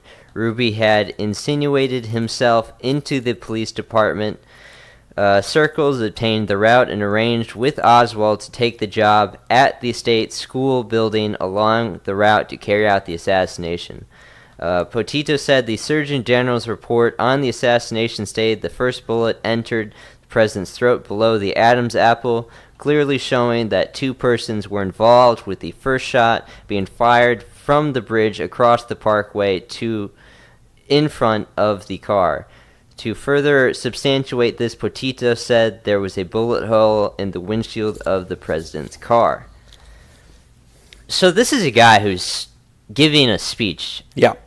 It's some sort of like right-wing organization, and he's giving this speech very shortly after the assassination. Yeah, the assassination was in November, and he's talking January the next year. So just, 2 months. Yeah. Not even 2 months. And he's dropping information that the rest of the public wouldn't find out for years down the line in regards to, Oswald's connection to the Fair Play for Cuba Committee. How does he know this stuff? How is he coming out with the idea of 2 shooters? Before, we've even seen some of that footage that was released. Why does this guy know? Now, the document doesn't tell us anything beyond this guy. This is all that's known. I was just, going through different things that people have highlighted, but this is just a very, very interesting thing that has been brought up. I don't really so much believe his, idea that Jack Ruby was a Communist Party member himself. Yeah, that doesn't seem to fit anything else that we've known. Which it would play into the idea of, this is the height of the Red Scare. People are calling people communists when they aren't all the time. But, I don't know, the guy's getting stuff right. Especially since he knew about that Fair Play for Cuba Committee. And if let's say if Jack Ruby was involved in it, not JFK, but Lee Harvey Oswald was involved in it, that would start to make sense about how you start getting, mob activity in regards to this, CIA front organization. Yeah. Which is working on behalf of either, Zionist Jews or some other greater Soviets as well. So it really all starts to make sense if it was a conspiracy, how all these pieces start to fit together. Yeah. And it brings me into another document that we have here that is also very interesting. Trying to find the start of this. So this is in regards to like like a fundraising party that was happening in San Jose, California on November 29th, 1963. So just a week after the assassination. Just a week after the assassination.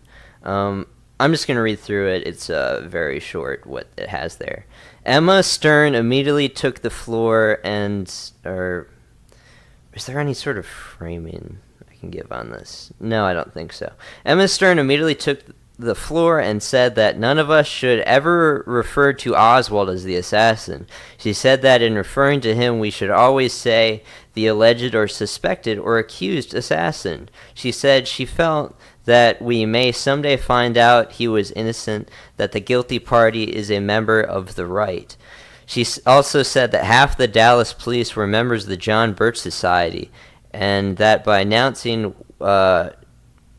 just when Oswald would be moved, they did their best to see that he would be killed, and therefore silenced forever.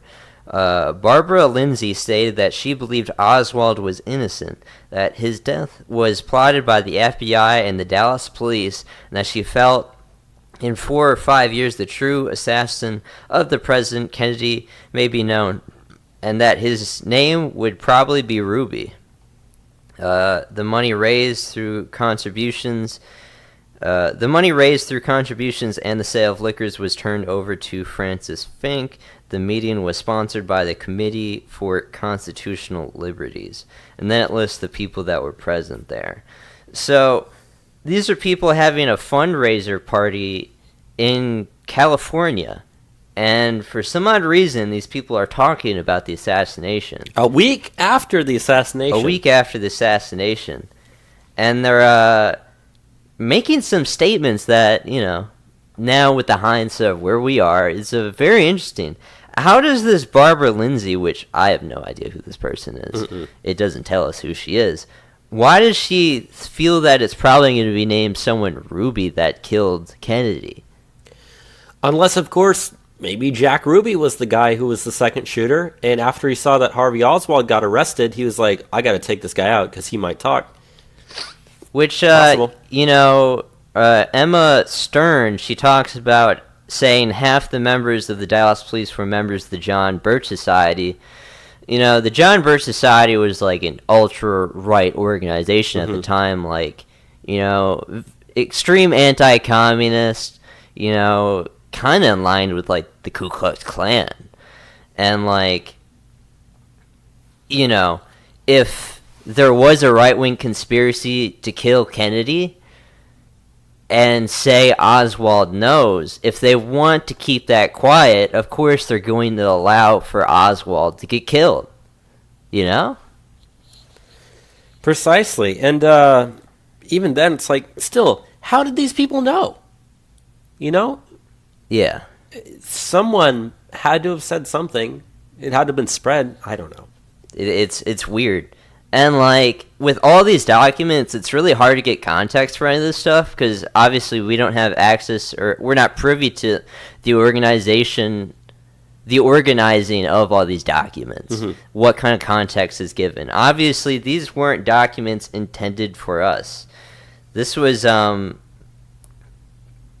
you can't really discern what this stuff really means. Which, just plays further into, like, conspiracy. We just have to speculate. But that's what all this stuff is. But, I guess I'll just touch on some other things that are talked about in the 2017 documents. We don't need to go into them because they're not in regards to JFK.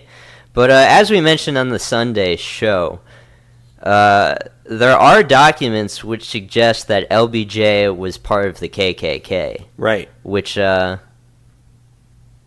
I don't know, like, considering what he does later on in his legacy, like, he passes the Civil Rights Act, doesn't seem of his character, but, I mean, who's to say that he wasn't? I mean, he was a Southern Democrat from Texas, and he grew up in the Central Texas area that we live in back in, like, the, like the 20s and stuff, so back then the KKK was prevalent, so... Pretty common. He might have joined it, didn't like it, and left. Who knows? Yeah. Some other things that are interesting that we get out of the leaks is that I read that was really interesting for me was Rafael Trujillo. He was the dictator president of the Dominican Republic at the time, and you can read through it. The CIA is in constant communication with these groups that want to take him out. Mm-hmm. And you read through the documents, and the groups that want to take him out are requesting, arms and stuff. It talks about how the CIA furnishes them with what they request. Okay, so we give these guys, revolvers, carabines, or carbines, and potentially even explosives, as you read through the documents on this stuff. And, if you know anything about what happened to Rafael, he was assassinated, in I think it was 1964. So the United States might have furnished the weapons that was used to kill the guy. I mean, we were funding all those types of groups all throughout the 60s, 70s, and 80s. Yeah. So that doesn't surprise me at all. In fact, I barely even think that that's even worth talking about, Yeah. But it's interesting to read through, just how the CIA was handling it. And, they just know that they're doing this and they're handing it over and stuff. We don't need to go too extensive on that stuff, but that's one of the interesting things found in there. Another interesting thing that you can find in the documents is there was a terrorist attack, the Cubana Flight 455. This was can you look up the exact date that this happened? Yeah, you go ahead, keep talking. So, the United States was in contact, the CIA was in contact with Orlando Bosch, who was the leader of the Coordination of the United Revolutionary Organizations, which was an anti-Castro group that the United States is backing. The bombing took place October 6th, 1976. Yeah. And I believe 83 people were killed. Right. So in the document, it goes how this guy actually planned the bombing of that plane. And this guy was backed by us.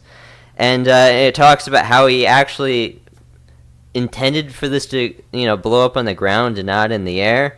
And also, in the same document, it goes into other people involved, including a guy named Hernan Ricardo, who also attempted to bomb 2 other Cuban planes, a Cuban consulate, and planned a bombing in Hong Kong. So it's interesting. We're funding these guys that did this. This is the federal government that was responsible for that terrorist attack, pretty much. And, something you can read. Yeah, and that's documented facts that we were behind a lot of that sort of stuff in that time period. Yeah. The last interesting thing from the documents that I guess we could get into, which is probably the most humorous of all the documents, is there's a document in regards to a guy believing that Adolf Hitler's still alive. Yes, I remember reading this one. And I think we talked about this a little on Sunday, didn't we? Yeah, we did, but we won't go into too much detail of this. But apparently there was a guy, I guess his name was Kaimelody. I'm not sure if you how you exactly pronounce that, but they said that Kaimelody was this informant for either the FBI or CIA or one of those, probably the CIA since it was overseas. But he said that he was contacted on 29 September 1955 by a trusted friend who served under his command in Europe and who is presently residing in Maracaibo. But Kaimelody III preferred not to reveal the identity of his friend. So they said that during the later part of September 1955, a Philip... Maracaibo, Venezuela, just in case you don't know. Yes, thank you. A Philip Citrion, or Citrion, however you want to pronounce it. I think it's Citrion. Citrion, a former German SS trooper, stated to him confidentially that Adolf Hitler is still alive. Citrion claimed to have contacted Hitler about once a month in Colombia on his trip from Maracaibo to that country as an employee of the Royal Dutch Shipping Company in Maracaibo. Citrion indicated that Kaimelody III's friend that he took a picture with Hitler not too long ago, but did not show the photograph. He also stated that Hitler left Colombia for Argentina around January 1955.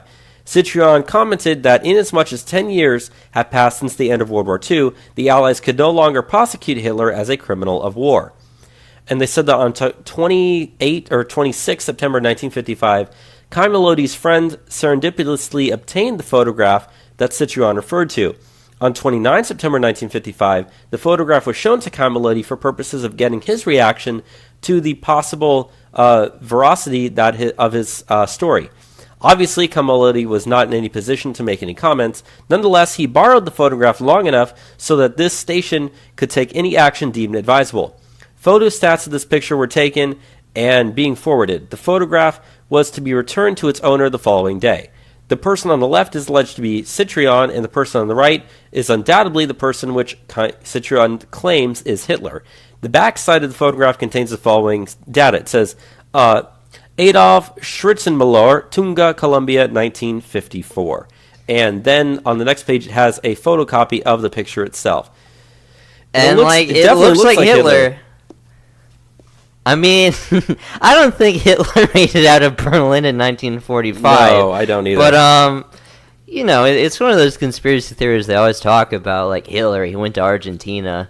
Obviously, there is proof that, like, SS officers went to Argentina after the war. But, it definitely looks like Adolf Hitler in the photo. Yeah, and even though it's a photocopied black and white picture, it definitely looks like him. The hair is the same, the mustache is the same.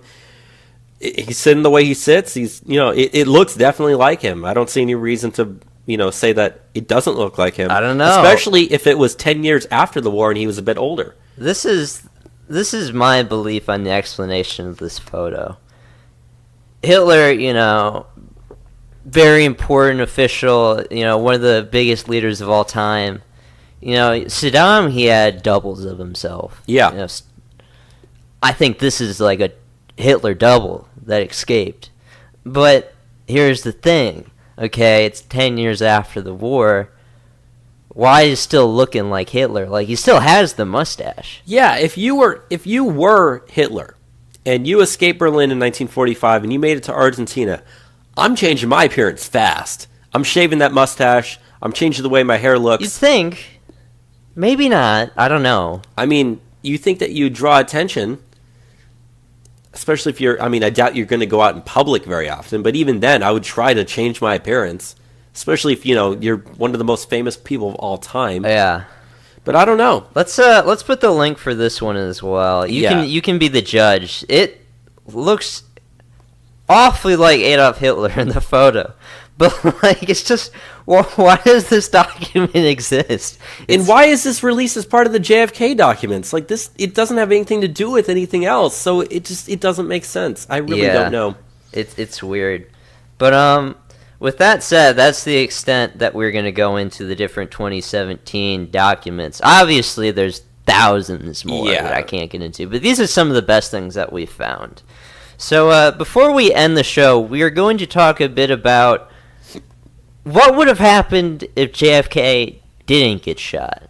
We're going to speculate a bit on that. So, there's been books written on this. There's been a lot of alternate history. Obviously, it's one of the biggest things, alternate history-wise, you could even write about. So, I think first off, we need to look at what was happening in Vietnam. This is one of the things that would have been the biggest difference between, if JFK was there or not. So, let me collect where I'm looking off a second. Yeah, go ahead. Keep looking at that.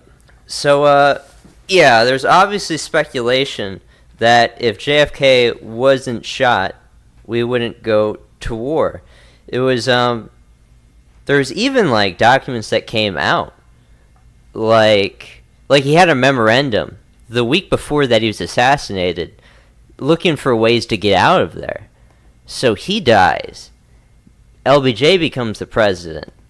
And he writes a memorandum, which is the exact flip side of what he wrote there. Right. Generally, JFK, he believed in, domino theory at the time, which is if we lose one place, we're going to lose the rest to communism.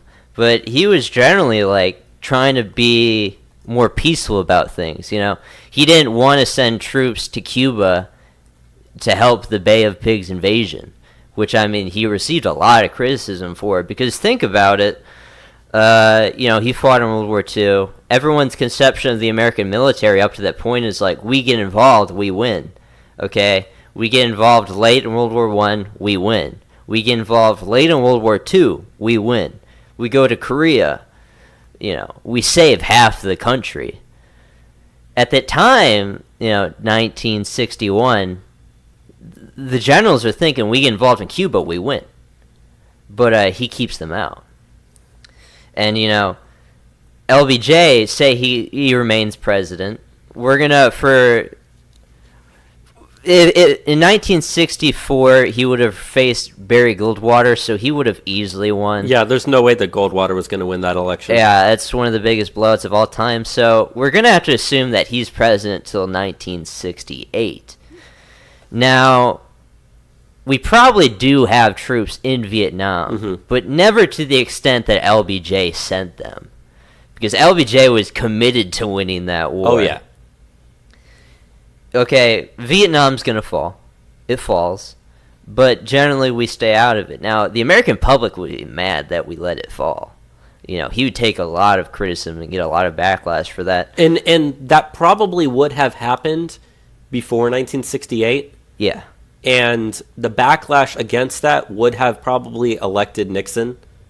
Yeah. So Nixon still probably would have won in 68. So at this point going forward, that, in terms of who's president, stays pretty much the same. But yeah, just generally, we never send the massive numbers that we do. So think about one of the big things that happened in the 1960s. We have the hippie movement, If there's no draft, if there's no big war, there's no big hippie counterculture that develops in the 60s. And it still probably would have developed, but it definitely wouldn't have had the large scale that especially it did. the youth support it had. Yeah. Because a lot of the people, because you think about the hippies, or say what you're going to say about it. Well, I was actually going to say, once you get to that, I'm going to say something, so finish your thing first. So you think about the hippies, they were a reaction to 50s traditionalism. They were radical reactionaries to that. The Vietnam War doesn't happen to the extent it does. The hippies don't happen. Woodstock doesn't happen. And here's also something that I was going to mention that might not have happened.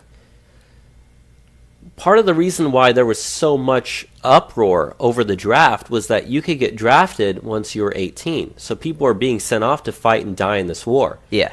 But they had no say in anything. Because at that time, you couldn't vote until you were 21 or older. Yeah. So they passed, in 1971, they passed the 26th Amendment saying that you could vote once you were 18. But people wouldn't be mad about that if there's no Vietnam War. The reason that came up was because of the fact that there was such a youth reaction to the draft. That was one of the biggest reasons. So if you don't have this youth reaction to the draft, people still might not be able to vote until they're 21 or 25 or whatever it was. Yeah. And also, obviously, it's kind of hard to conceive all this stuff. That's why I'm having a bit of a struggle right now on it. But okay, so the Vietnam War doesn't happen. The big anti-war sentiment happens when people start seeing the war on TV. And they start seeing oh, we're the bad guys in this. We're killing kids and whatnot. People don't see that then. There's no big anti-military sentiment for a while. So Kennedy keeps us out of the war, but the people will still not have a strong anti-war fervor to it. It would be an unpopular thing to keep us out of Vietnam. It's a weird thing to say. But it's strange. We wouldn't receive that backlash. You think about the Kent State shooting, on the campus there. That doesn't happen. Mm-hmm. There's no... the civil rights era would have still happened, but... It probably would have even escalated more. Yeah, which, I'm going to get into, the legislative part of, the civil rights, because, that would be different. But, it wouldn't be as like socially strong without like the Vietnam War, definitely. Mm-hmm. I don't know, it's just a strange thing to try and like even conceive. Because it means everything would have been different. The hippies don't happen. We keep 50s traditionalism for a while. Yeah, because even in the early 60s when Kennedy was shot, we still had, you had a little bit of hippie movement starting, but it still pretty much was 50s traditionalism up until about 68 or so. Yeah. Like, I hate to say it, but like 50 traditionalism didn't end until almost the 70s. Yeah. Because you had this counterculture backlash of hippies that people like to associate with the 60s. But yeah, that started then. But if you have Kennedy being president throughout almost all the 60s, then yeah, at that point, you still keep that traditional society. And like, if we keep Kennedy as the president, like we would continue with these, like his foreign policy, we wouldn't have been as brutal to Cuba as we have been. And like, he was working on like disarmament things with the Soviet Union as far as nuclear weapons are concerned. Like it just makes the entire like history of the Cold War so drastically different. I can't even really imagine what it would be truly like, Like we said when you were reading the documents, the Soviet Union, they were tolling church bells. They were sad that this guy died. Yeah. He was like the one guy that was actually willing to like not escalate tensions so much, trying to make like a unipolar world order in a sense, which didn't happen. But like say Kennedy is the president, he stays president or whatever, we like fix relations with the USSR to a degree. Does the Soviet Union fall in 1991 like it does? It either doesn't falls later, or falls earlier. Or does communism globally get stronger? I mean, if Vietnam falls without like any pushback, I don't know. I would assume that it would probably get stronger, but the internal pressures that led to its decline in the late 80s and early 90s there in 1991, I still feel like those probably would have happened. They probably would, but I think we would have delayed the fall of communism probably for a by while. at least a decade or so. Yeah. It might have been around Y2K. Especially if down. they're not having to like spend so much money on like Cold War, arms races with us. They wouldn't have been like economically as bad off as they were, which forced them to fall in 1991. They could have delayed that. We could have. What if the Soviet Union existed till like 2000 or something? What if it still existed today? What if it somehow actually worked? Yeah. What if it never fell? It'd be crazy. But yeah, we might as well go into a thing that we just touched on earlier though, and that's like the civil rights movement. So the civil rights movement was happening, when Kennedy was president. Mm-hmm. But like, most people when they talk about what Kennedy's relations to the civil rights movement was, he was really not like that warm on it. He wasn't like very forceful in any sort of way that LBJ was about getting like civil rights like movement legislation passed.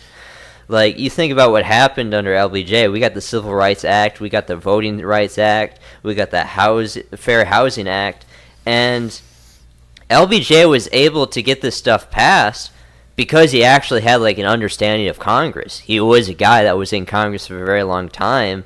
And he was able to use like the memory of Kennedy's death to really push this on people. So Kennedy doesn't die.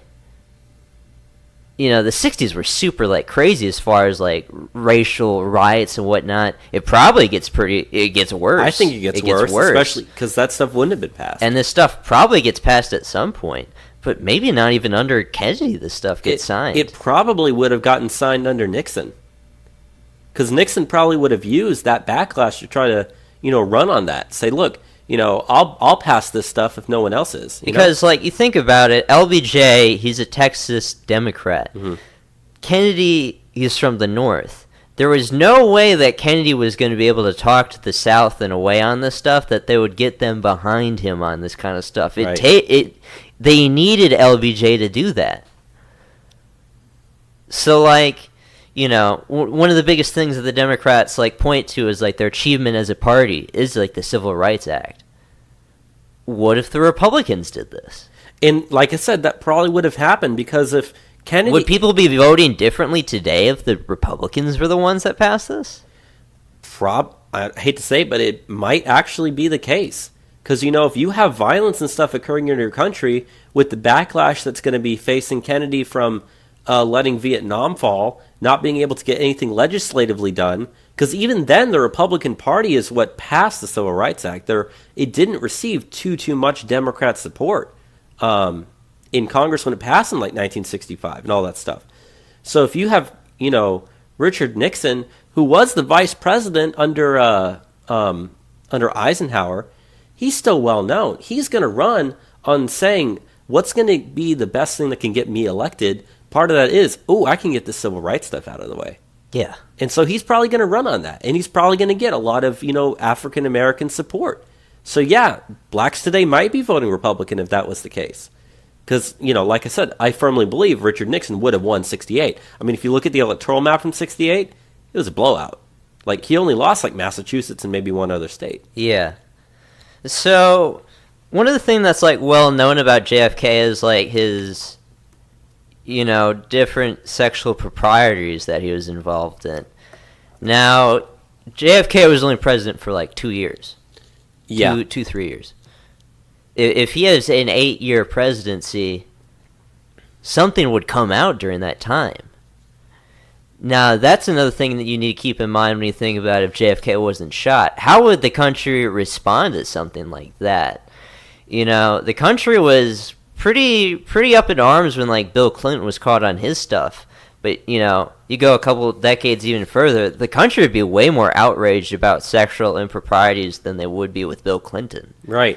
Especially if you still had that kind of 1950s traditional culture going on. Yeah, especially if the hippies don't happen, so the sexual revolution doesn't happen. They would want to kick this guy out. They'd want to impeach him real bad. They might have tried. I know there's rumors out there that when JFK was with Marilyn Monroe, which, he was with Marilyn Monroe, there's rumors out there that his brother, Robert Kennedy, was with them too. I don't know if that's true, but if those rumors are confirmed to be true, then you've got, another guy of the Kennedy family doing that at the same time. And so and he probably still would have been the attorney general because of Kennedy's nepotism. But yeah, imagine that scandal if that story breaks as well.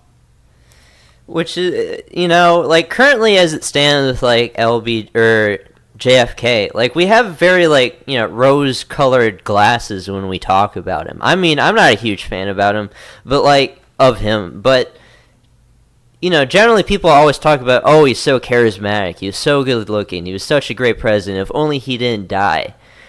If he didn't die, he wouldn't be that well liked. He probably would have 2 terms, but he wouldn't be nearly well as liked. He wouldn't have done, Civil Rights Act stuff. It would have been a very tumultuous time to be in the country, even, without the Vietnam War and anything happening. But, like, you have one of his sexual improprieties come up during his presidency, he'd be a very hated president once he got out of the White House. And we wouldn't have the perception of him that we do today of him at all. I don't know. So many things in the timeline would be so different if he didn't get shot. Really drastically, that would change everything about the world that we're in today. Yeah, and I'm kind of going to go back to the Marilyn Monroe thing. Just think about this. As I said, there's rumors that all 3 of them together had relationships, if you understand what I am referencing by that. She dies in 1962. John F. Kennedy dies in 1963. Robert Kennedy is assassinated in 1968. None of them lived through the 60s. I just wanted to throw that out there. So yeah, I don't really have too much else on like speculation of what it'd be like if JFK lived or died, but yeah, it'd be so substantially different. Everything would have turned out very different. And I don't really know if I would have preferred if he, the current timeline we live in or the timeline where he doesn't die necessarily. But it's only speculation. There's alternative history. Yeah, and even then, you change one little thing, you can change everything from that point forward. So if even, if there's something we're leaving out, it could have even changed everything. Which just goes to show, like, why the conspiracy theories around JFK are, like, so intense. Because LBJ doesn't become president, so many things are different. Mm-hmm. And, like, we don't get to know definitive, like, and if we don't know definitively why these things happened the way they were, it's just something else. I mean, I'm at a loss for words what it could be like differently, But I don't really have anything else to say on the show. I think we went pretty well into this stuff today. Yeah, me too. I mean, we're pretty much right at about 2 hours, so. Yeah, let's wrap this up. So yeah, thank you for sitting through this little 2-hour thing we had on JFK. Hope you learned a thing or two. Hope we really got the almonds activated and going on, was there a conspiracy? Who did it? What's with all this new information that we got in 2017? How would the world be different? Really, like you said, there's been over 1,000 books written on the almost 2,000. Almost 2,000 books written on the JFK assassination, and it's an event that he wasn't on the parade for more than 30 minutes or so. Yeah. But still, you can write thousands upon thousands of pages of what could have happened. And, at the end of the day, we just might never know. Yeah. Really something else. But hope you enjoyed this episode. We're probably going to do more things on conspiracy theories and alternative history. I love conspiracy theories. Yeah. I'm not a crazy conspiracy theory guy, but there are some conspiracy theories I do want to go into at some points. I definitely want to talk more about alternative history in the future, though. We're going to do some midweek episodes on things similar to that. But still got the Sunday show coming up. Look forward to that. And with that said, thank you for listening to another edition of Trump Republic Radio. Have a good one. Goodbye, everybody. Goodbye.